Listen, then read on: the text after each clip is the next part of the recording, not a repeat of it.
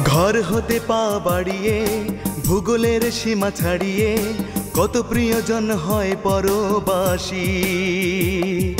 সেই সব প্রিয়জন কে কোথায় আছে কেমন, চলো না একটু খোঁজ নিয়ে আসি। কিছু সুখ কিছু কথা, কিছু হাসি কিছু ব্যথা, কিছু জানা কিছু অজানার সন্ধানে বেঁধে নেই তারে প্রবাস মেলার দেশে প্রবাসে বসবাসরত প্রবাসী বাংলাদেশি এবং এই মুহূর্তে টেলিভিশন সেটের সামনে বসে যারা আমাদের এই অনুষ্ঠান উপভোগ করছেন, সকল শ্রেণীর দর্শক শ্রোতাকে প্রবাসীদের নিয়ে অনুষ্ঠান প্রবাস মেলার পক্ষ থেকে আমি শুভেচ্ছা জানাচ্ছি মামুন ইমতিয়াজ। আপনারা ইতিমধ্যেই জেনে গেছেন প্রবাস মেলা প্রবাসীদের অনুষ্ঠান। দর্শকবৃন্দ, প্রবাস জীবন মানেই স্বপ্নের হাতছানি, এটা যেমন সত্য, পাশাপাশি অনেক মানুষের প্রবাস জীবনের পেছনে গভীরে লুকিয়ে থাকা অনেক কষ্টের কথাও থাকে, যে বেদনার কথা হয়তো ব্যাপকভাবে আমরা সবসময় জানতে পারি না।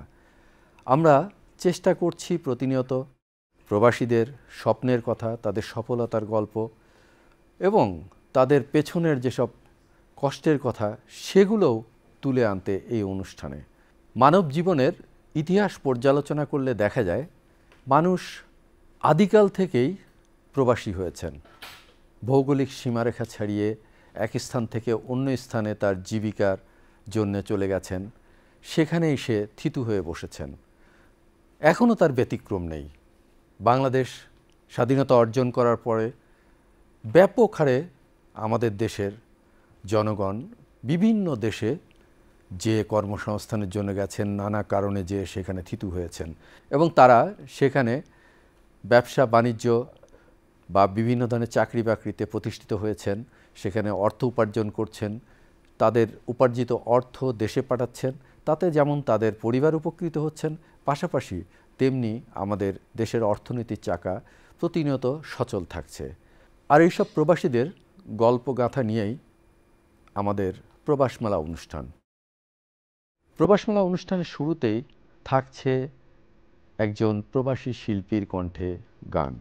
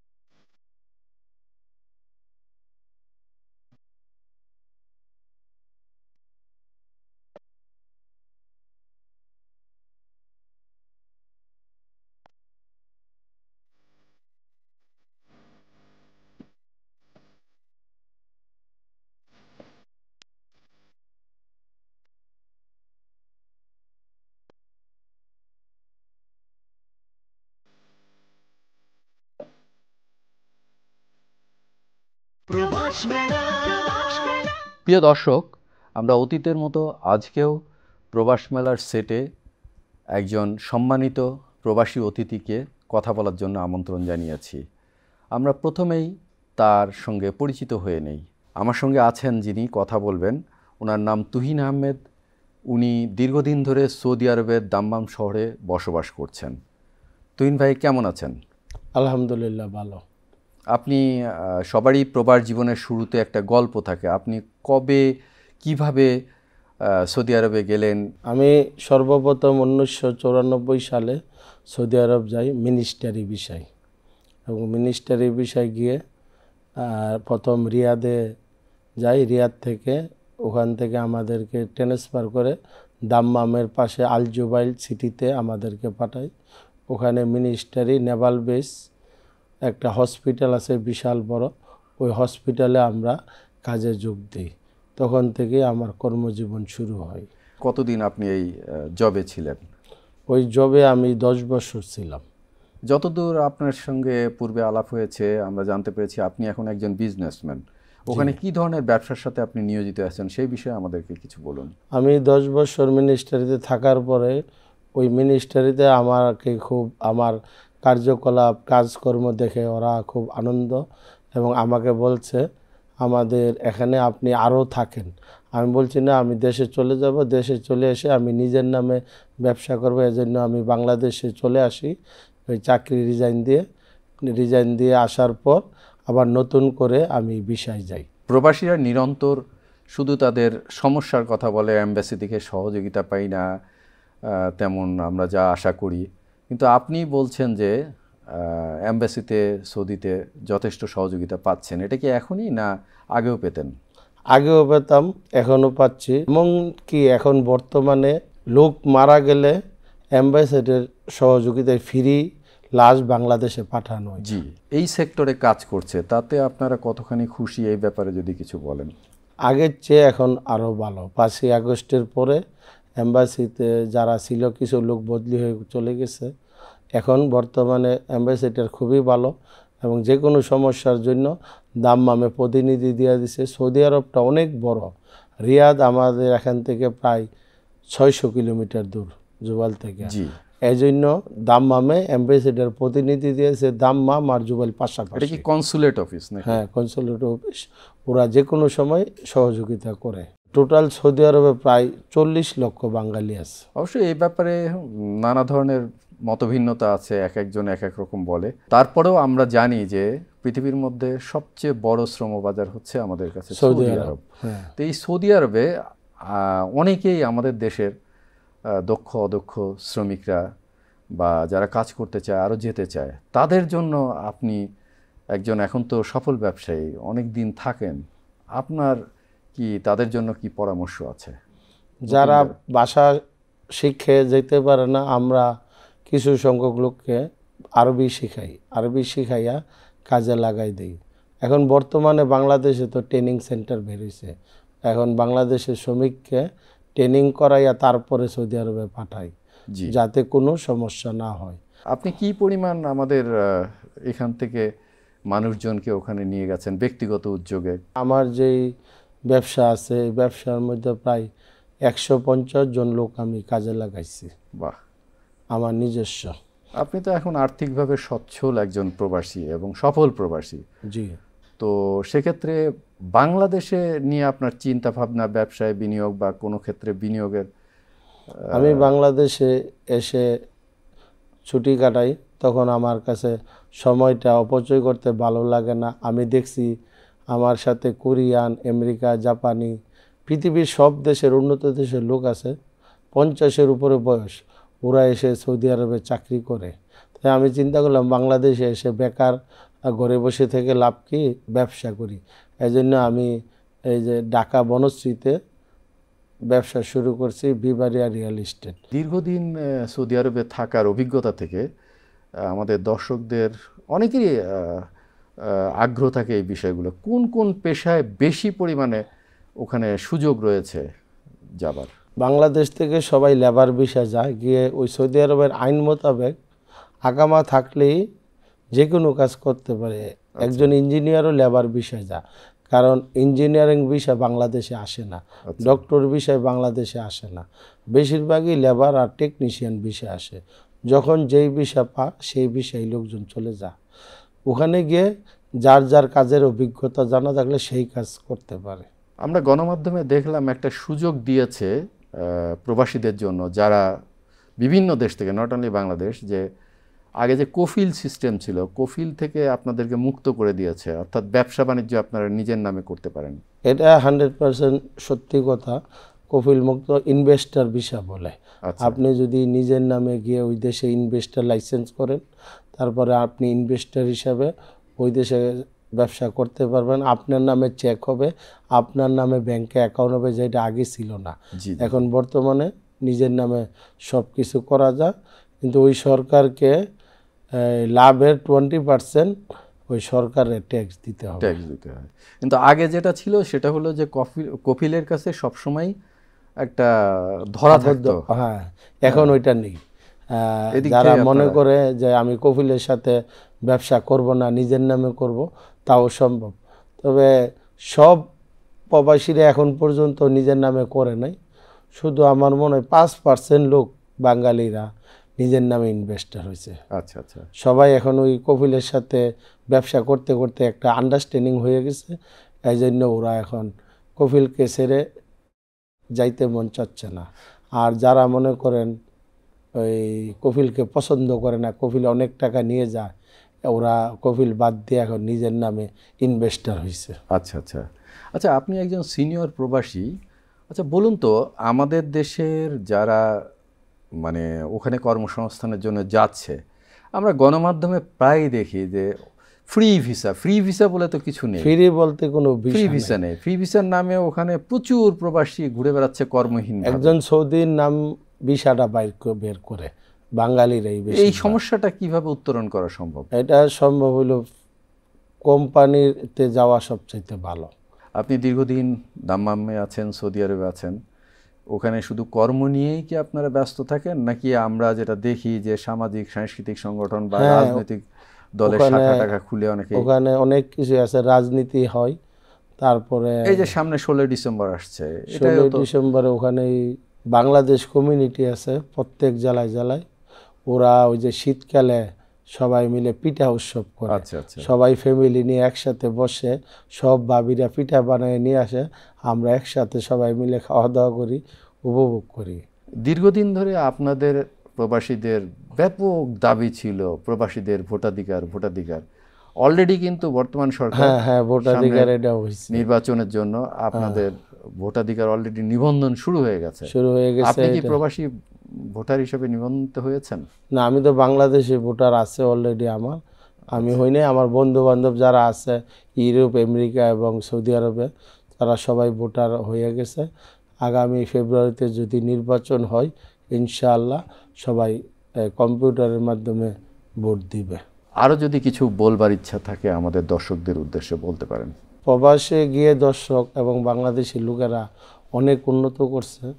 আমি আশা করব যারা দেশে বেকার আছে, প্রবাস গিয়ে চাকরি করুক, ব্যবসা করুক, ভালো করতে পারবে, দেশ উন্নত করতে পারবে। কিন্তু কেউ যাতে অবৈধ ব্যবসা না করে এবং ওই দেশে সরকারি যে আইন আছে, আইন মেনে যাতে চলে, তাহলে আমাদের দেশের সুনাম হবে এবং তারা কর্মজীবী করতে পারবে, নিজে ব্যবসা করবে, নিজে ইচ্ছা করে আরও বাংলাদেশ থেকে আত্মীয় স্বজন বেকার লোক নিতে পারবে, কর্মসংস্থান আরও বাড়বে, আমাদের দেশ উন্নত হবে। ওই দেশে যেয়ে সবাই যাতে কাজকর্ম করে, আর বাংলাদেশ থেকে যদি কাজ শিখে যায় সবচাইতে ভালো। ড্রাইভিং শিখে গেলে ওই দেশে ড্রাইভারের খুব শর্ট, এবং ভাষাও শুধু বেকার থাকলেই হবে না। এখন ওই সৌদি আরবে ইংরেজি ভাষাও চলে, ইংলিশটা যদি জানতে পারে তাইলে সবচাইতে ভালো হয়। এবং আরবি, ওই দেশের আরবি জানলে তো আর কোনো কথা নেই। তুহিন আহমেদ, আপনি অনেক সময় ব্যয় করে আমাদের অনুষ্ঠানে আসলেন, কথা বললেন, তার জন্য আপনাকে অসংখ্য ধন্যবাদ প্রবাস মেলা অনুষ্ঠানের পক্ষ থেকে। আপনাকেও ধন্যবাদ। প্রিয় দর্শক, আমরা প্রতিনিয়তই প্রবাসীদের সঙ্গে কথা বলছি এবং আরও নতুন নতুন সমস্যা সম্ভাবনা সম্পর্কে জানছি, ঋদ্ধ হচ্ছি। তবে আমরা এটা বুঝতে পারছি যে প্রবাসীদের কতকগুলো কমন সমস্যা থাকে, যেটা তুহিন আহমেদের কথাও এসেছে, অতীতেও যাদের সঙ্গে আমরা কথা বলেছি সেই সমস্যাগুলো নিয়ে তারা কথা বলতে পছন্দ করেন। এবং ওনার কথায় বোঝা গেল বর্তমান সরকারের সময়ে যে জনশক্তির বিষয়ক যে মন্ত্রণালয়, প্রবাসী কল্যাণ ও জনশক্তি মন্ত্রণালয়, সেখানে ওনারা আগের চেয়ে বেটার সার্ভিস পাচ্ছেন। প্রবাসী বাংলাদেশিরা পৃথিবীর বিভিন্ন দেশে ছড়িয়ে ছিটিয়ে আছেন। পরিবার পরিজন ছেড়ে, দেশ ছেড়ে সেখানে শুধু কর্ম করেই সময় কাটানো যায় না। সেজন্যে প্রবাসী বাংলাদেশিরা সংশ্লিষ্ট দেশগুলোতে গড়ে তুলেছেন নানা ধরনের সামাজিক সাংস্কৃতিক সংগঠন। এমনই কিছু সামাজিক সাংস্কৃতিক সংগঠনের খবরাখবর নিয়ে প্রতিবেদন আকারে থাকছে প্রবাস সংবাদ। দেশ থেকে হাজার মাইল দূরে থেকেও প্রবাসী বাংলাদেশিরা সংস্কৃতি, শিক্ষা, সমাজসেবা ও কমিউনিটি উন্নয়নের নানা কর্মকাণ্ডে যুক্ত থেকে দেশকে প্রতিনিধিত্ব করছেন গর্বের সাথে। জেনে নেওয়া যাক কয়েকটি দেশের প্রবাসীর কিছু খবরাখবর। ইতালিতে প্রবাসী বাংলাদেশিদের পাসপোর্ট জটিলতা ও ডকুমেন্ট সংক্রান্ত ভোগান্তি কমাতে মিলান কনসুলেট হেল্প ডেস্ক ও তথ্য সেবা কার্যক্রম চালু করেছে। কনসাল মোহাম্মদ শরীফুল ইসলাম জানান, এ উদ্যোগে সময় ও আর্থিক ভোগান্তি কমেছে উত্তর ইতালির হাজারো প্রবাসীর।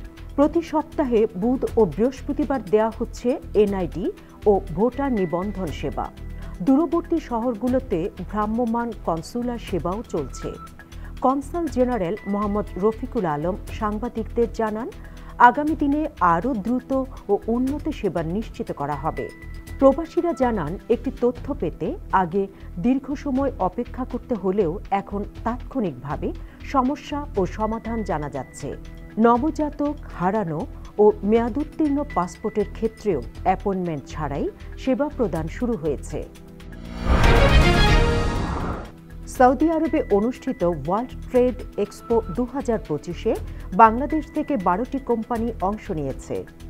জেদ্দা চেম্বারের ভাইস চেয়ারম্যান এমাদ মোহাম্মদ আল আবদ মেলার উদ্বোধন করেন। বাংলাদেশ কনসুলেট জেনারেলের তত্ত্বাবধানে নিটওয়্যার, পাটজাত পণ্য, হস্তশিল্প ও স্পোর্টস ওয়্যার সহ রপ্তানিযোগ্য পণ্যের প্রদর্শনী করা হয়। উদ্বোধনী অনুষ্ঠানে উপস্থিত ছিলেন consul general Mohammad Sakhawat Hossain, commercial councillor Syeda Nahida Habiba, চীনের লিয়ানিং গভর্নর ওয়াং জিয়ানো এবং বিভিন্ন দেশের কূটনীতিকরা। প্রধান অতিথি এমাদ মোহাম্মদ আল আবদ বলেন, মেলা ব্যবসায়িক সম্পর্ক শক্তিশালী করবে এবং নতুন অর্থনৈতিক সুযোগ তৈরি করবে। কনসাল জেনারেল জানান, এই অংশগ্রহণ আন্তর্জাতিক বাজারে বাংলাদেশের অবস্থান আরও মজবুত করবে। কাঠমান্ডুস্থ বাংলাদেশ দূতাবাস আয়োজন করেছে বাংলাদেশ ফিশ ফেস্টিভ্যাল 2025। এই উৎসবে নেপালের বাজারে বাংলাদেশের মিঠা পানি ও সামুদ্রিক মাছের সম্ভাবনা তুলে ধরা হয়। প্রধান আকর্ষণ ছিল স্মোকড ইলিশ ও সর্ষে ইলিশ। গেস্ট অব অনার নেপালের ভারপ্রাপ্ত পররাষ্ট্র সচিব কৃষ্ণপ্রসাদ ধাকাল বলেন, এ আয়োজন দুই দেশের বন্ধুত্ব আরও শক্তিশালী করবে। রাষ্ট্রদূত মোহাম্মদ শফিকুর রহমান জানান, এটি শুধু সাংস্কৃতিক উৎসব নয়, বরং আঞ্চলিক সহযোগিতা ও ব্যবসায়িক অংশীদারিত্ব বিস্তারের সুযোগ।